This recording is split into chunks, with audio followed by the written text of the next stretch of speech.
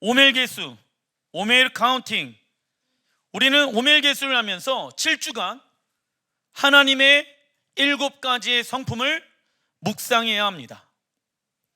하나님은 초실절부터 7 안식일을 세고 50번째 날 오순절, 구약의 단어로는 77절을 지키라고 말씀하십니다.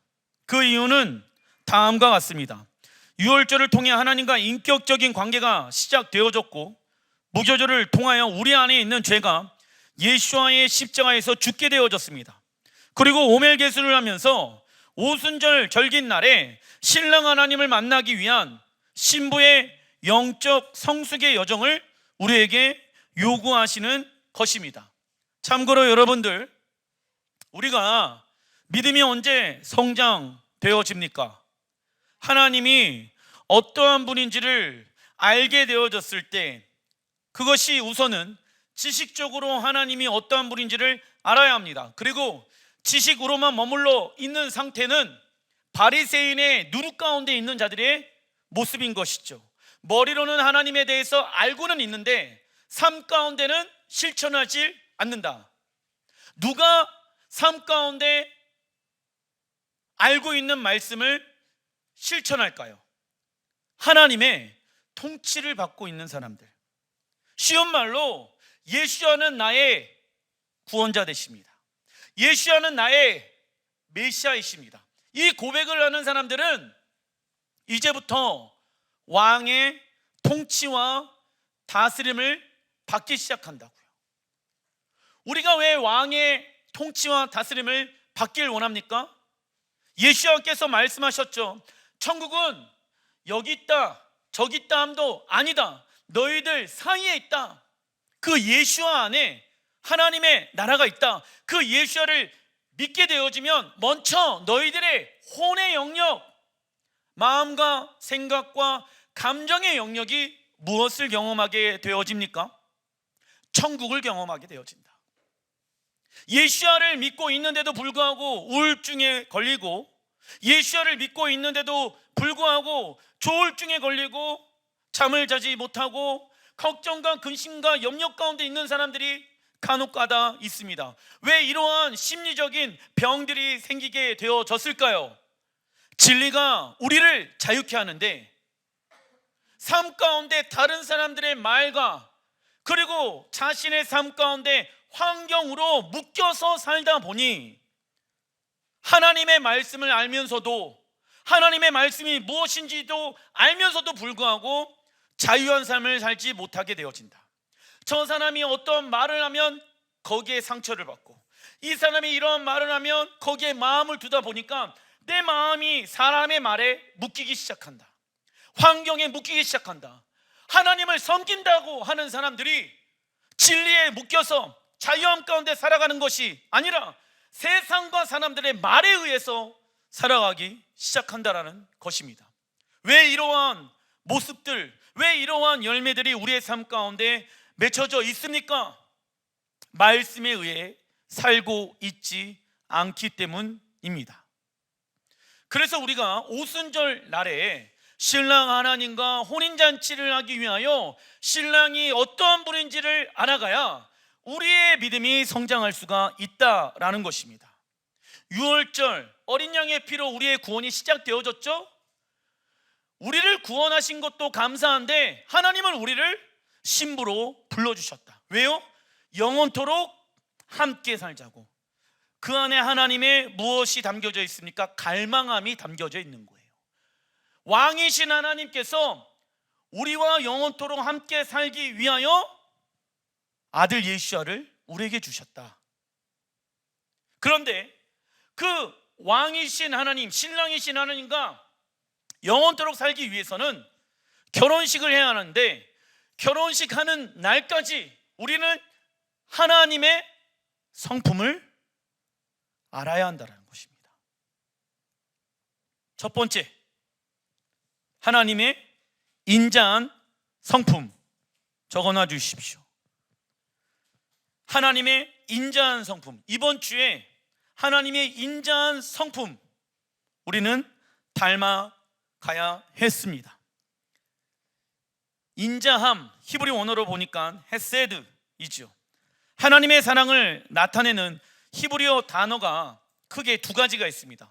첫 번째는 아하바, 그리고 헤세드가 있지요. 그래서 여러분들, 이스라엘에서 가장 유명한 화장품 이름이 아하바예요. 사랑. 우선 아하바는 하나님의 보편적인 사랑을 의미한다. 하나님의 보편적인 사랑은 모든 사람들에게 미치는 사랑을 말합니다. 믿지 아니하는 사람들, 믿는 사람들 다 포함하는 것이죠. 예를 들면 사람이 살기에 적절한 자연 환경, 필요한 양식, 그런 환경에서 살아가기에 적합한 몸의 기능과 구조 등이 무엇을 드러냅니까? 하나님의 사랑이 드러나게 되어진다. 그리고 헤세드는 적어놔 주십시오. 언약에 충실한 사랑을 의미합니다. 헤세드는 그냥 사랑이 아니라 언약에 충실한 사랑을 의미한다. 언약의 히브리어는 베리트이며, 이 단어는 우리나라 말로 고기의 히브리어 바라와 쪼개다, 히브리어 카라트, 이 히브리어 두 개의 어원이 합쳐진 단어입니다. 그래서 언약은 고기를 쪼개다 또는 고기를 자르다의 뜻을 가지고 있지요. 당시 고대 근동의 사람들은 쌍박에 언약을 맺을 때 언약의 증표로서 짐승을 잡아 고기를 반으로 쪼갠 후 언약의 당사자가 언약 문서를 함께 들고 쪼갠 고기 사이를 지나가야 언약이 성립되어졌습니다. 그리고 누구든지 언약을 어기게 되어지면 고기가 반으로 쪼개어진 것처럼 그들의 언약은 깨어지는 것을 말하는 것입니다. 그래서 여러분들, 자, 신랑 하나님이 우리와 결혼하기 위해서 십계명을 주셨고 예수와의 십자가를 주셨죠. 언약의 표징입니다. 그러나 우리 하나님께서는 그 언약을 반드시 지키시는 분이십니다. 근데 문제가 있지요. 그 하나님과 언약을 맺은 우리가 그 언약을 깨트릴 수가 있을까요, 없을까요? 있습니다. 우리가 일반적으로 이 인자한 하나님의 성품이라고 하면 무엇을 떠오르냐면 하나님 아버지의 사랑을 떠오를 때가 많이 있습니다. 인간적인 아버지의 사랑을 얘기하는 게 아니에요. 이 헤세드, 인자한 하나님의 사랑은요, 언약을 충실하게 지키는 하나님의 단어의 뜻이 담겨져 있는 것입니다. 그래서 여러분들, 구원은 하나님의 언약으로 말미암아 시작되어졌습니다. 그 아들 예수아를 통하여서.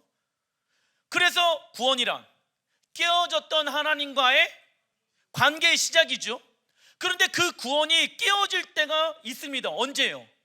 우리가 하나님 외에 다른 것을 사랑하게 되어졌을 때 그 구원의 언약의 관계는 어떻게 되어진다? 깨어진다. 왜요? 하나님은 헤세드의 하나님이시기 때문에. 그런데 이 시대 많은 교회들이 인자한 하나님의 성품에 대해서 모르기 때문에 한 번 구원은 영원한 구원이라고 생각해 버리고 한 번 언약은 깨어지지 않는다라고 오해하고 있다라는 것입니다. 대표적인 예가 하나님과 아브라함의 언약을 말할 수가 있습니다. 창세기 15장 17절 같이 한번 읽어보겠습니다. 시작.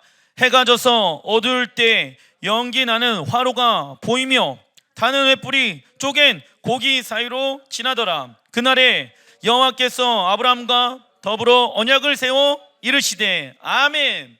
이 안에 헤세드, 하나님의 인자한 성품이 담겨져 있는 것입니다. 하나님과 아브라함은 맺었던 그 언약의 내용이 무엇인지 아십니까? 큰 나라가 되어지는 것이죠. 큰 나라, 히브리 원어로 고이 가돌. 그래서 여러분들, 큰 나라는 무엇을 의미할까요? 하나님의 나라. 아브라함을 통하여서 내가 나의 나라를 이루어 갈 것이다. 고이 가돌을 이루어낼 것이다. 그래서 예수아를 통해서 우리가 아브라함의 계보 안으로 들어가게 되어졌다. 믿으십니까? 그리고 큰 나라가 되기 위해서는 창세기 12장 3절의 말씀에 등장하는 누가 필요할까요? 땅의 모든 족속이 12장 3절에 기록되어져 있다. 그래서 갈라디아서 3장 29절에 읽어보겠습니다. 너희가 그리스도의 것이면 곧 아브라함의 자손이요 약속대로 유업을 이을 자니라 말씀합니다. 하나님은 이방 교회를 큰 나라 어디로 초청하고 계십니까? 이스라엘로 초청하고 계신다. 자, 그런데 여러분들 갈라디아서에 아브라함과 맺었던 그 언약으로 이방 교회들을 초청하신다라고 말씀하고 있잖아요. 그런데 일반 교회에서는 뭐라고 얘기를 했냐면 그 언약을 무슨 언약이라고 얘기합니까? 옛날 언약, 옛 언약이라고 얘기한단 말이야. 그런데 갈라디아서에서 사도 바울은 그 옛날 언약 안으로 우리를 초청하고 계신대. 그러면 옛날 언약은 끝이 났다, 끝나지 않았다? 끝나지 않았는데, 끝나지 않았다라고 갈라디아서 사도 바울이 얘기하고 있는데 많은 목회자들은 그 언약은 끝났다, 우리는 어디 언약으로 들어간다? 새 언약으로 들어간다라고 가르치고 있다고.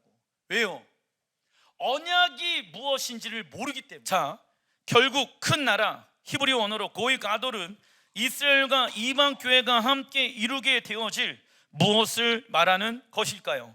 하나님 나라를 말하는 것입니다. 그러나 아브라함의 후손인 이스라엘은 하나님의 언약을 어기게 되어지며 그 언약을 회복하기 위해서 예수님께서 이 땅에 오셨고 십자가에 죽으신 것입니다. 히브리서 10장 20절 같이 한번 읽어보겠습니다. 시작. 그 길은 우리를 위하여 휘장 가운데로 열어놓으신 새로운 살 길이요 휘장은 곧 그의 육체니라. 아멘. 휘장은 예수와의 육체라고 말씀하고 있죠.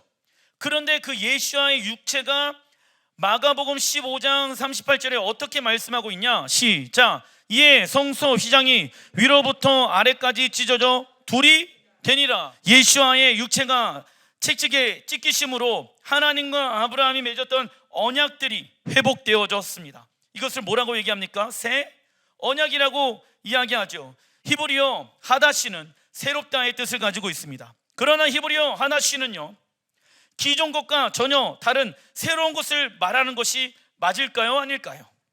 아닙니다. 기존의 것을 온전히 회복한다는 의미에서 새로운 것을 말하는 것입니다. 즉 새 언약은 옛 언약의 토대 위에 세워져서 옛 언약을 새롭고 구체적인 차원으로 확장시키며 그걸 더욱더 견고하게 해야 한다라는 것입니다. 그래서 예수님께서 어떠한 말씀을 하셨습니까? 율법을 폐허로 온 것이 아니라 더욱 어떻게 굳건하게 하기 위해 오셨으며 토라에 무언가를 더하거나 빼기 위해 오신 것이 아니었다라고 예수님께서 마태복음 5장에 말씀하고 계시는 것입니다. 이처럼 하나님과 맺은 언약의 특징은 영원하며 불변하며 발전되어지며 확장되어지며 우리에게까지 계승되어지는 것입니다. 우리는 오멜 계수 기간 동안 우리의 기업이 무엇인지를 묵상해야 한다.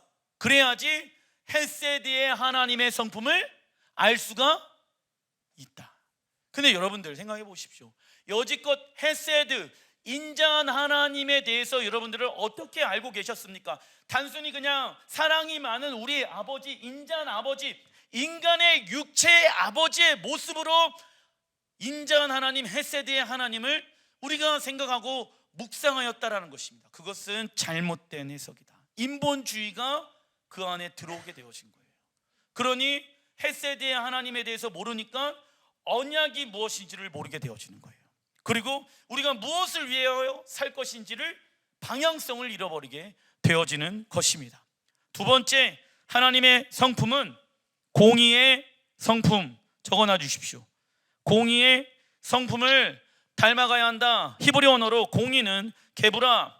공의는 하나님의 심판을 집행하는 필수 요소입니다. 그래서 시편 89편 14절에 읽어보겠습니다. 시작. 의와 공의가 주의 보좌의 기초라. 인자함과 진실함이 주 앞에 있나이다 말씀하시죠. 왕이신 하나님께서 앉으시는 보좌의 기초는 무엇과 무엇입니까? 의와 공의입니다. 즉 하나님의 나라는 정의로운 나라인 것이죠. 히브리 원어로 제덱, 하나님의 말씀으로 이 땅을 지탱하고 있는 것을 말합니다.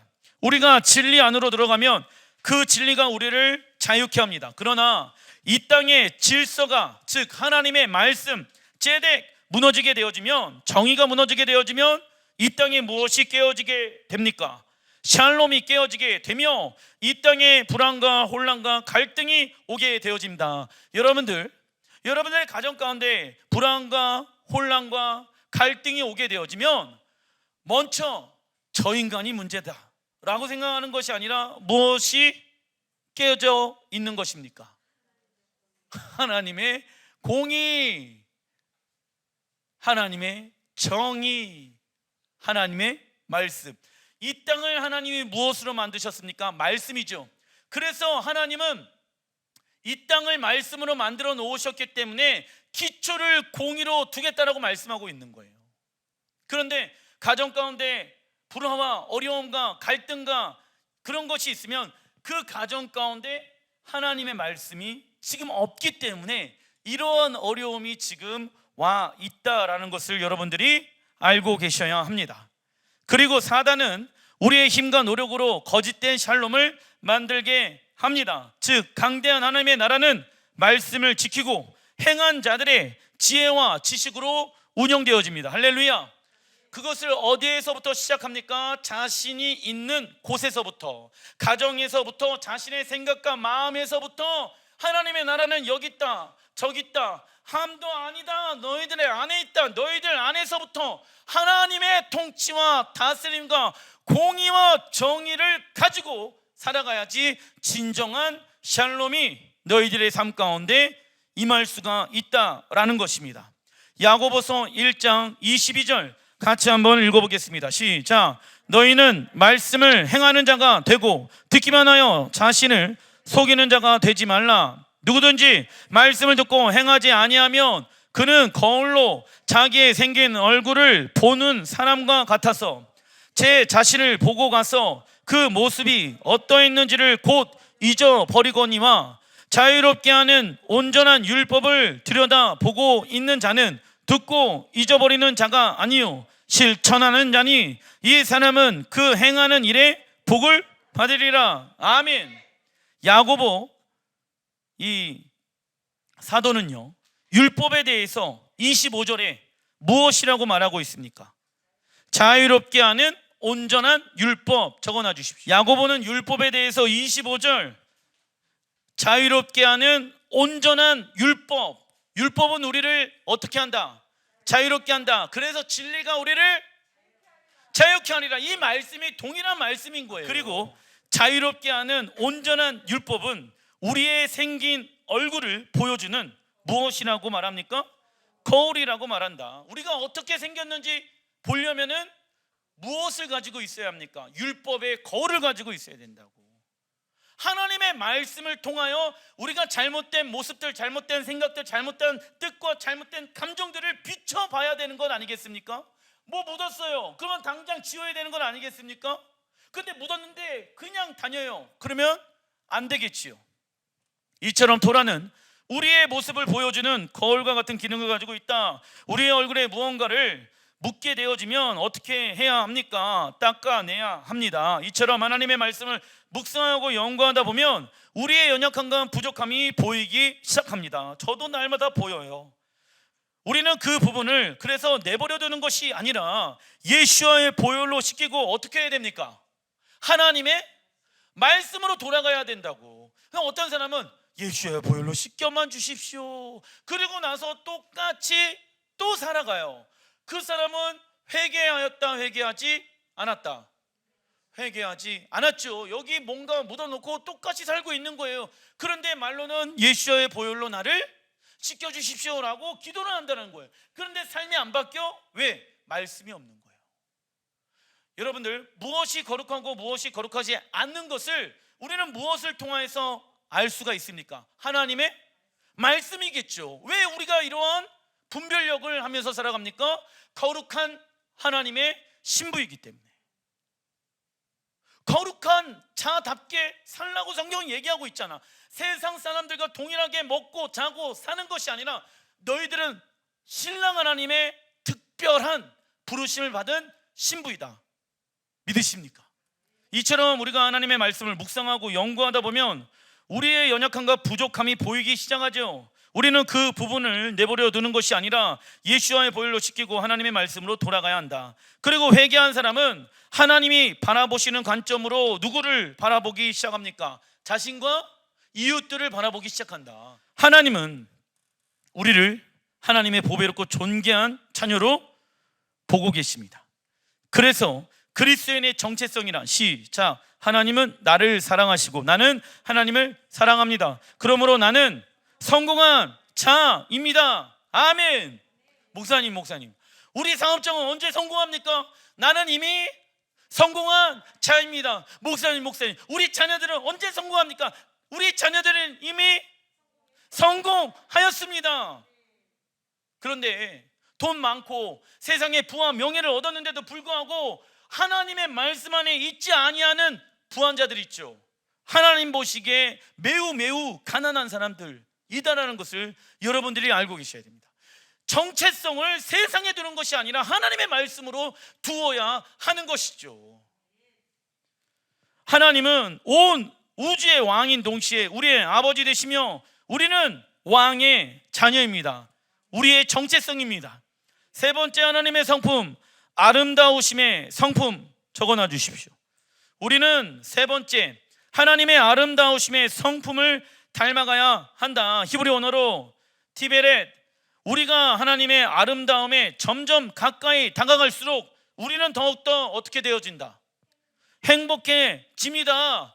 목사님, 내 삶은 불행한 것 같아요. 나는 지금 하나님과 어떠한 관계 가운데 있다? 멀어져 있는 관계 가운데 우리가 있다. 하나님의 아름다움에 점점 가까이 다가갈수록 우리는 더욱더 행복해집니다. 어떤 이는 죄를 짓지 않으려고 노력하지요. 그러나 얼마 가지 못해 죄를 범하게 되어집니다. 물론 죄를 짓지 않기 위해 우리는 노력하고 애를 써야 한다. 그러나 방법이 틀렸다.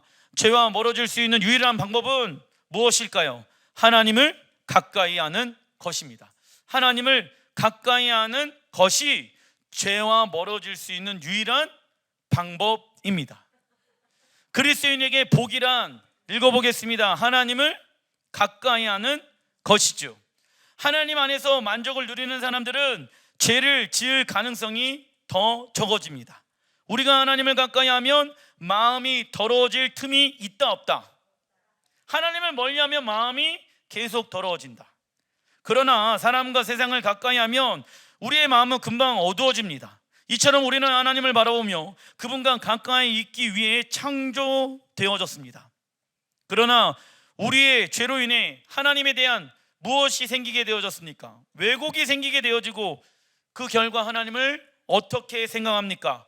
불신하게 되어진다고.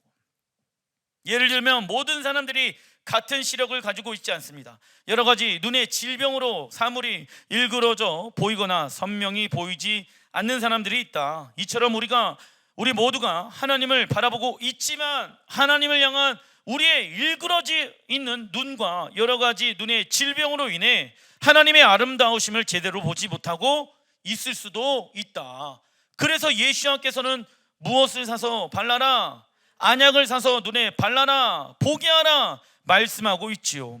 라오디아 교회는 하나님의 말씀에 순종하지 않는 삶을 살면서도 하나님의 은혜로 부유하다라고 생각했습니다. 그러나 예수와는 그들의 병든 눈을 보시면서 안약, 예수와의 피를 사서 눈에 바르라고 말씀하십니다. 그래서 우리는 세상의 영광과 아름다움을 바라보는 자가 아니라 하나님 나라의 영광과 아름다움을 바라보는 자가 되어야 합니다. 그래서 하나님의 나라에 대한 구체적인 그림, 아름다운 하나님 나라의 영광을 여러분들이 아셔야 된다고. 그 영광의 아름다움에 매료되어져서 빨리 그 영광의 나라로 들어가고 싶다라는 결단이 설 수 있는 것 아니겠습니까? 그런데 하나님의 나라에 대한 애매모호한 그림을 가지고 있는 사람들은 그러한 갈망함들이 생겨난다, 생겨나지 않는다? 그냥 이 땅보다는 그냥 수십 배 수백 배 더 좋은 곳이겠지 뭐, 이러한 막연한 신앙생활을 하는 것은 헬라의 가르침을 가지고 있는 자들의 모습이라는 것을 우리는 배웠습니다. 그리고 아담과 하와의 범죄로 인해 잃어버렸던 완전한 에덴 동산으로 다시 돌아가는 것이 우리의 비전이 되어야 한다. 자, 정리하겠습니다. 신랑 하나님의 아름다우심의 성품을 우리가 알기 시작한다라고 하면은 그 하나님의 나라에 대한 아름다움이 같이 동반되어야 한다. 하나님의 아름다움과 하나님 나라에 대한 아름다움에 대한 계시들이 우리 안에 있어야지 우리가 돌아가야 할 본향 에덴 동산을 사모할 수가 있게 되어진다. 그러나 헬라의 가르침은 하나님 나라에 대한 아름다움에 대한 계시가 있다 없다? 전혀 없다. 그래서 예수님을 믿는 사람들이 천국에 대한 아름다움의 그림을 가지고 있지 않으니까 막연한 신앙생활을 하게 되어지는 거예요. 네 번째, 하나님의 적어놔 주십시오. 승리의 성품을 닮아야 합니다. 하나님의 승리의 성품, 이 승리 히브리 원어로 보니까 네짜 뜻은요 영원이에요. 그러니까 승리, 왜 우리가 승리해야 합니까? 영원한 하나님의 나라에 들어가서 우리는 하나님이 우리에게 주시고자 하는 유업을 얻어야 하기 때문에 그러한 삶을 살아간다. 언제까지? 우리의 구원이 완성되어지는 그날까지.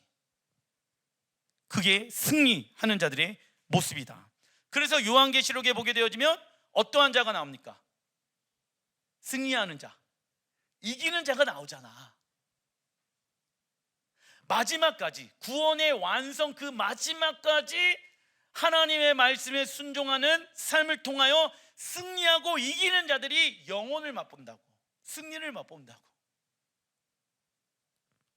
즉 하나님의 나라가 완성되어질 때까지 우리의 내면과 사단과 우리는 무엇을 해야 합니까? 영적 전쟁해야 하며 견디는 자가 영원한 생명을 얻을 수 있는 것입니다.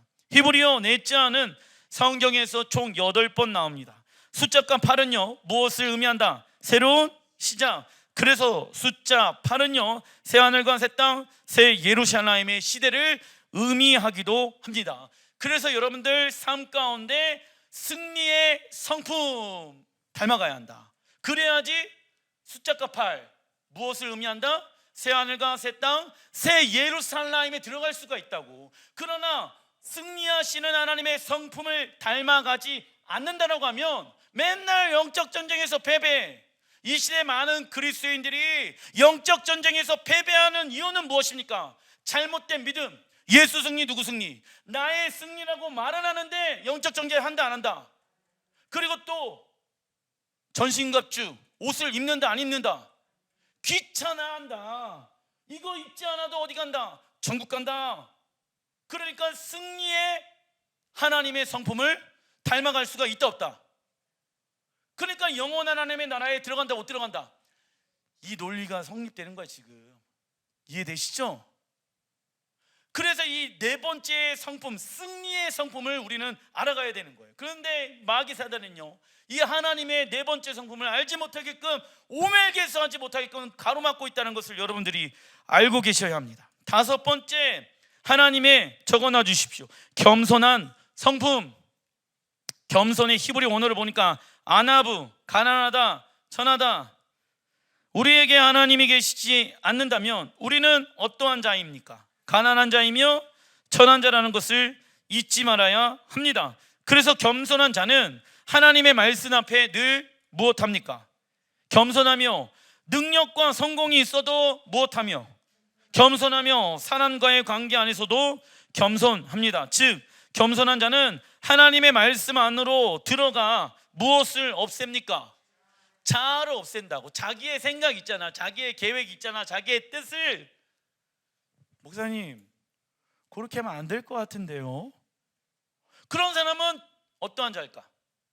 교만한 자예요. 교만한 자. 응? 그래서 여러분들 거울 하나씩 갖고 다녀라. 무엇으로 만들어진 거울? 토라로 만들어진 거울을 봐야지 내가 교만한지 내가 겸손한지를 알 수가 있다. 근데 교만한 자는요 말씀도 안 봐. 그래서 자기가 교만한지를 몰라. 즉 겸손한 자는 하나님의 말씀 안으로 들어가 자아를 없애는 자입니다. 그래서 예수야를 왕으로 영접한 자는 장차 이 땅에 완성되어지는 하나님의 나라를 내적으로 먼저 경험하게 되어지죠. 기쁨, 평안, 자유, 세상에 돈과 명예와 건강이 없더라도 기쁨과 평안과 자유를 주시는 분은 예수야이십니다. 그리고 우리는 하나님의 나라를 수동적으로 기다리지 아니하고 적극적으로 이 땅에서의 삶을 하나님 나라의 백성으로 살아가는 무슨 방식? 생활 방식, 산상수훈으로 바꿔 나가야 한다. 수동적으로 하나님의 나라를 기다리는 것이 아니라 적극적으로, 능동적으로 시작을 어디에서부터? 나의 삶에서부터 토라와 산상수훈의 삶의 메시지를 가지고 살아가기 시작한다고요. 왜요? 나는 교만한 자가 아니라 겸손한 자이기 때문에. 그러나 겸손의 반대는 교만입니다. 오바다서 1장 3절 시작. 너의 마음이 교만이 너를 속였도다. 교만한 자란 읽어보겠습니다. 시작. 하나님의 말씀과 정반대로 살아가는 자입니다. 우리가 교만한 사람인가 아닌가를 어떻게 알 수 있습니까? 우리가 하나님의 말씀에 순종하며 살고 있는가 아닌가를 보면 알 수 있습니다. 여섯 번째 하나님의 성품, 흔들리지 않는 성품. 적어놔 주십시오. 흔들리지 않는 성품. 여러분들, 우리의 마음은 성경에 보게 되어지면 예수님께서 갈대로 비유를 하고 있죠. 안정감이 없는 사람들이 있어요. 신앙생활을 하는 데 있어서 집이 흔들리지 않기 위해서는 어디 위에 집을 세워야 합니까? 반석 위에 집을 세워야 합니다. 그러나 미련한 자는 어디 위에 집을 세울까요? 모래 위에 집을 세웁니다. 그래서 미련한 자는 예수와를 나의 구주로 영접하였는데도 불구하고 자기의 무엇에 맞는 부분만 순종할까요? 자기의 계획과 감정과 뜻에 맞는 부분만 순종하며 살아갑니다. 그러니까 자꾸 어떻게 되어질까요?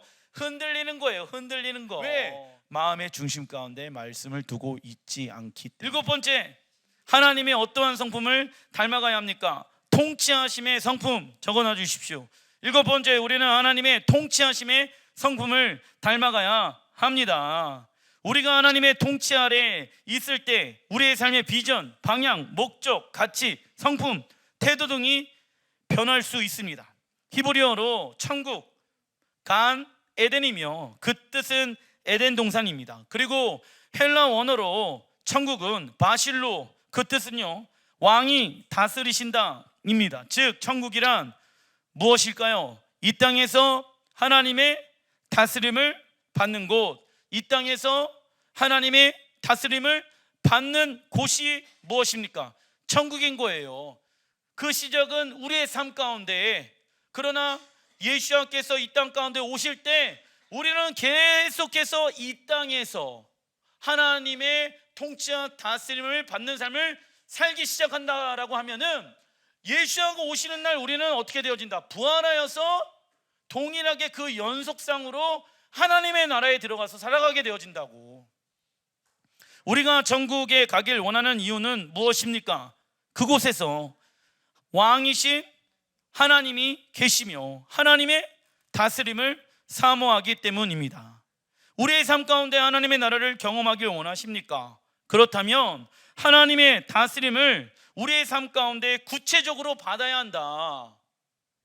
그 시작은 우리의 겉사람이 후패해지고 속사람은 날마다 새로워지는 것입니다. 하나님의 다스림을 받는 것 중에 우리에게 나쁜 영향을 주는 것은 하나도 있다 없다. 그런데 우리의 겉사람을 깨뜨리는데 가장 큰 장애물은 세상의 방법으로 자기 자신을 사랑하는 것입니다. 자기 고집, 자기 과신, 자기 높임을 말하는 것입니다. 기도하겠습니다.